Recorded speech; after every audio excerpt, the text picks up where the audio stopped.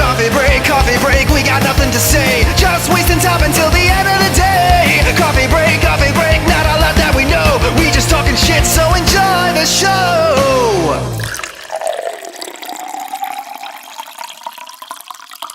Where do we sit on, as we all know, we've got a friend of ours who, let's just say, likes to urinate and not wash his hands after he goes to the toilet. What are our thoughts on that, guys?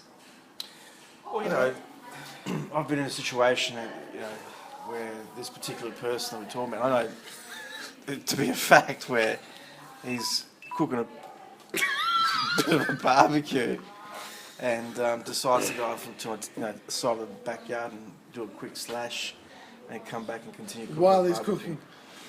Well, you're holding tongs, aren't you? So you're not really touching the meat per se. It happens. Most people probably don't wash their hands at all. I know a guy his hands are so black. Probably hasn't washed them since 1986. When you go shake his hand, it's all sticky and sort of.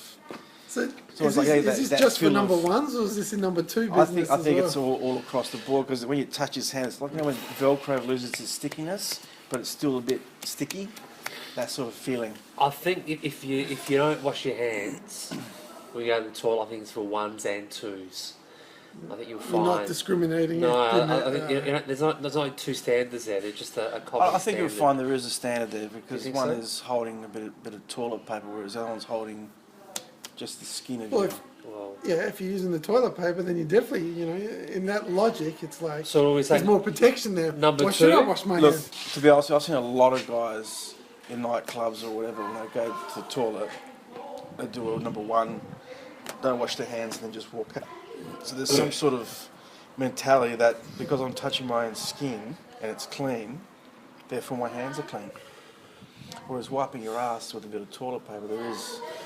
I was at a restaurant once, no word of a lie, in the city, and this gentleman, I went to do my business, washed my hands, and this gentleman came out of the cubicle, and then we walked out together, and I saw him actually walk back into the back of the kitchen, like the actual restaurant, and I realised after he was one of the chefs there. Wasn't that a Seinfeld episode? You sure you're not getting confused? No, I think his name Poppy.